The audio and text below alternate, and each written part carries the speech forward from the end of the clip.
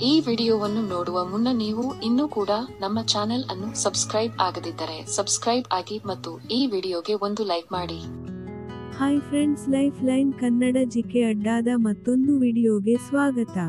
ಸ್ನೇಹಿತರೆ, ಮಾವ ಮತ್ತು ಸೊಸೆಯ ಪ್ರಸ್ಥ. ಈ ವಿಡಿಯೋದಲ್ಲಿನ ಕಥೆ ಕೇವಲ ಕಾಲ್ಪನಿಕವಾಗಿದ್ದು ಮನರಂಜನಾತ್ಮಕವಾಗಿದೆ. ಹೀಗಾಗಿ ಕುತೂಹಲಕಾರಿಯಾಗಿದ್ದು ಯಾರೂ ಕೂಡ ವಿಡಿಯೋವನ್ನು ಸ್ಕಿಪ್ ಮಾಡದೆ ಸಂಪೂರ್ಣವಾಗಿ ನೋಡಿ. ಸ್ನೇಹಿತರೆ, ಈ ಕಥೆಯಲ್ಲಿ ಮಾವರಿಗೆ 50 ವರ್ಷ, ಅವರ ಪತ್ನಿ ಅನಾರೋಗ್ಯದಿಂದ ತೀರಿ ಹೋಗಿದ್ದಾರೆ. ಹಾಗಾಗಿ ಮನೆಯಲ್ಲಿ ಒಬ್ಬರೇ ಇದ್ದಾರೆ. ಆದರೆ ಅವರು ಯೋಗಾಸನ, ವ್ಯಾಯಾಮ ಅಂತ ಬಹಳಷ್ಟು ಗಟ್ಟಿ ಮುಟ್ಟಾಗಿದ್ದಾರೆ. ಆದರೆ ಅವರಿಗೆ ಹೆಂಗಸರ ಬಗ್ಗೆ ಸ್ವಲ್ಪ ತುಸು ಆಸೆ ಹೆಚ್ಚು. ಇದೇ ಕಾರಣಕ್ಕೆ ಅವರ ಮನೆಯಲ್ಲಿ ಮಾವರಿಗೆ ಬೇಗನೆ ಮದುವೆ ಮಾಡಿದರು. ಯಾಕೆಂದರೆ ಮಗ ಕೈತಪ್ಪಿ ಹೋಗ್ತಾನೆ ಎಂಬ ಭಯ ಇತ್ತು. ಮದುವೆ ನಂತರ ಮಾವ ತಾನಾಯಿತು, ತನ್ನ ಕೆಲಸ ಆಯಿತು ಅಂತ ಇರುತ್ತಾ ಇದ್ರು. ಅವರಿಗೆ ರವಿ ಎಂಬ ಒಬ್ಬ ಮಗನಿದ್ದು, ಅವನಿಗೆ ಪಟ್ಟಣದಲ್ಲಿ ಉಳಿಸಿ ಚೆನ್ನಾಗಿ ಓದಿಸಿದ್ದಾರೆ. ಮಗ ಕೂಡ ಚೆನ್ನಾಗಿ ಓದಿ ಕಂಪನಿಯಲ್ಲಿ ಕೆಲಸ ಮಾಡುತ್ತಾ ಇದ್ದಾನೆ. ಹಾಗೆಯೇ ರೂಪವಂತ ಹುಡುಗಿಯನ್ನು ಮದುವೆ ಮಾಡ್ಕೊಂಡಿದ್ದಾನೆ ಪೂರ್ಣವಿರಾಮ.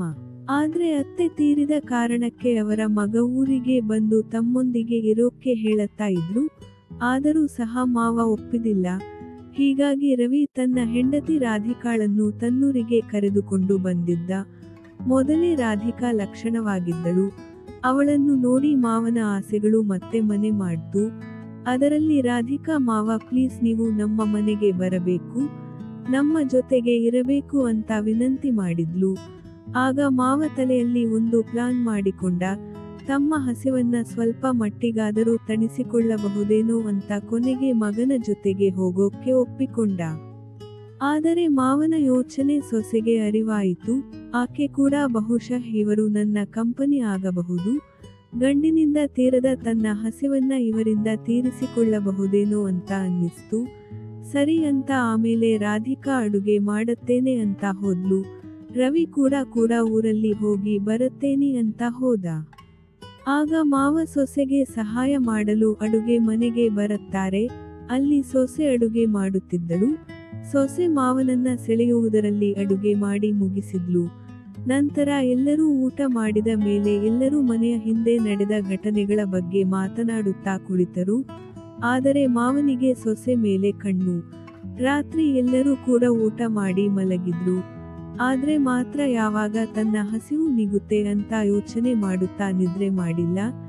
ಇತ್ತ ರಾಧಿಕಾ ಕೂಡ ಗಂಡ ನಿದ್ರೆಗೆ ಜಾರಿದ ಕಾರಣಕ್ಕೆ ತನ್ನ ಹಸಿವನ್ನು ನೀಗಿಸಿಕೊಳ್ಳಲು ಕಷ್ಟ ಪಡುತ್ತಾ ಇದ್ಲು.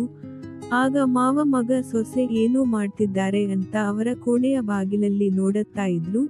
ಅಲ್ಲಿ ರಾಧಿಕಾ ಗಂಡನಿಂದ ಸಹಕಾರ ಸಿಗದಿದ್ದರೂ ಅವಳ ಹಸಿವು ತೀರಿಸಿಕೊಳ್ಳಲು ಕಷ್ಟ ಪಡುತ್ತಾ ಇದ್ಲು. ಮಾವ ಬಂದಿದ್ದು ಗಮನಿಸಿ ತನ್ನ ಕಾರ್ಯವನ್ನು ನಿಲ್ಲಿಸಿ ಹಾಗೆಯೇ ಮಾವನ ಹತ್ತಿರ ಓಡಿ ಬಂದಳು. ಆಗ ಮಾವ ಸೊಸೆಯನ್ನ ಕರೆದುಕೊಂಡು ಬಂದು, ಯಾಕೆ, ಏನಾಯ್ತು, ನಿಮ್ಮ ಸಂಸಾರ ಚೆನ್ನಾಗಿಲ್ವಾ ಅಂತ ಏನೇನೋ ಪ್ರಶ್ನೆಗಳನ್ನು ಹಾಕಿದ್ರು. ಆಗ ರಾಧಿಕಾ ಎಲ್ಲವನ್ನೂ ಹೇಳಿದ್ಲು. ಆಮೇಲೆ ಸೊಸೆಗೆ ಮಾವ ಹಸಿವು ನೀಗಿಸಿಕೊಳ್ಳಲು ಸಹಾಯ ಮಾಡಿದ್ರು. ಮರುದಿನ ಮಾವನನ್ನು ಕರೆದುಕೊಂಡು ಮಗ ಸೊಸೆ ಅವರ ಮನೆಗೆ ಹೊರಟ್ರು. ಆದರೆ ಬಸ್ನಲ್ಲಿ ತುಂಬಾ ರಶ್ ಇದ್ದಿದ್ದರಿಂದ ಸೀಟ್ ಸಿಗದೆ ನಿಂತುಕೊಂಡು ಪ್ರಯಾಣ ಮಾಡಿದ್ರು. ಆಮೇಲೆ ಮನೆಗೆ ಬಂದ್ರು. ಅಷ್ಟರಲ್ಲಿ ರವಿಗೆ ಆಫೀಸ್ನಿಂದ ಕಾಲ್ ಬಂತು. ಹೀಗಾಗಿ ಆತ ತರಾತುರಿಯಿಂದ ಆಫೀಸಿಗೆ ಹೋದ. ಆ ನಂತರ ರಾಧಿಕಾ ಗಂಡನನ್ನ ಕಳಿಸಿ ಬಾಗಿಲು ಹಾಕಿ ಒಳಗಡೆ ಹೋಗಿ ಮಾವನಿಗೆ ಟಿವಿ ನೋಡಲು ಹೇಳಿ ಅಡುಗೆಗೆ ರೆಡಿ ಮಾಡ್ತೇನೆ ಮಾವ ಅಂತ ಹೇಳಿ ಅಡುಗೆ ಮನೆಗೆ ಹೋದ್ಲು. ಆದರೆ ಮಾವ ತನಗೆ ಹಸಿವಾದ ಕಾರಣಕ್ಕೆ ಸೊಸೆಗೆ ಕರೆದುಕೊಂಡು ಸಹಾಯ ಪಡೆದ್ರು. ಆಮೇಲೆ ಇಬ್ಬರೂ ಬಂದು ಅಡುಗೆ ಮಾಡಿ ಒಬ್ಬರಿಗೊಬ್ಬರು ಊಟ ಮಾಡಿಸಿದ್ರು. ಆಗ ನೋಡಿ ಮಾವ ಇನ್ನೊಂದು ಇನ್ನಿಂಗ್ಸ್ ಎಂದಾಗ ರಾಧಿಕಾ, ಈಗ ಬೇಡ, ನಿಮ್ಮ ಮಗ ಬಂದ್ರೆ ಕಷ್ಟ, ಅವರು ಮಧ್ಯಾಹ್ನದ ಊಟಕ್ಕೆ ಬರ್ತಾರೆ ಅಂತ ಹೇಳಿದಾಗ ಮಾವ ಮನವಿ ಮಾಡಿ ಸಹಾಯ ಮಾಡುವಂತೆ ಬೇಡಿಕೊಂಡ. ನಿಮಗೆ ನನ್ನ ರುಚಿ ತೋರಿಸಿದ್ದು ಜಾಸ್ತಿ ಆಯ್ತು ಅನ್ಸುತ್ತೆ ಅಂದ್ಲು. ಆಮೇಲೆ ಮಾವನಿಗೆ ಮತ್ತೊಂದು ಸಹಾಯ ಮಾಡಿದ್ಲು.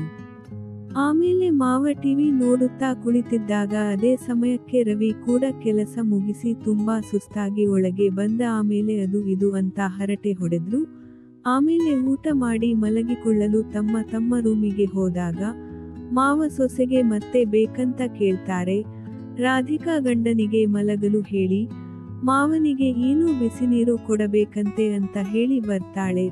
ಆಗ ಮಾವ ಸೊಸೆ ಕೊನೆಗೆ ಎಲ್ಲಾ ಕೆಲಸ ಮುಗಿಸುತ್ತಾರೆ. ರಾಧಿಕಾ ಪುನಃ ಗಂಡನ ರೂಮಿಗೆ ಹೋದ್ಲು. ಮರುದಿನ ಮಾವ ಎದ್ದಾಗ ರವಿ ಆಗಲೇ ಆಫೀಸಿಗೆ ಹೋಗಿದ್ದ. ಆಗ ರಾಧಿಕಾ ನಗುತ್ತಾ ಮಾವನಿಗೆ ಬಿಸಿ ಬಿಸಿಯಾಗಿ ಕಾಫಿಯನ್ನ ಮಾಡಿಕೊಟ್ಲು. ಆಮೇಲೆ ಆ ದಿನ ಪೂರ ಮಾವ ತನ್ನ ಸೊಸೆಗೆ ಸಹಾಯ ಮಾಡಿದ. ಆಮೇಲೆ ರವಿ ಬರುವ ವೇಳೆಗೆ ಆರಾಮಾಗಿ ಕೂತು ಟಿವಿಯನ್ನು ವೀಕ್ಷಿಸುತ್ತಿದ್ದರು. ಇದೇ ರೀತಿ ಸಾಕಷ್ಟು ಸಮಯ ದಿನ ನಡೆಯಿತು. ಆಮೇಲೆ ಮಾವ ಹಳ್ಳಿಗೆ ಮರಳಿ ಹೋದ. ಆಮೇಲೆ ಆಗಾಗ ಮಾವ ಬರುತ್ತಿದ್ದರು. ಸ್ನೇಹಿತರೆ, ನೋಡಿದ್ರಲ್ಲ, ಇದೇ ತರಹದ ಕುತೂಹಲಕಾರಿ ಕಥೆಯಾಗಿ ನಮ್ಮ ಚಾನೆಲ್ ಸಬ್ಸ್ಕ್ರೈಬ್ ಮಾಡಿಕೊಳ್ಳಿ. ಈ ಕಥೆ ಇಷ್ಟವಾದಲ್ಲಿ ವಿಡಿಯೋಗೆ ಲೈಕ್ ಮಾಡಿ, ಶೇರ್ ಮಾಡಿ. ನಮಸ್ಕಾರ.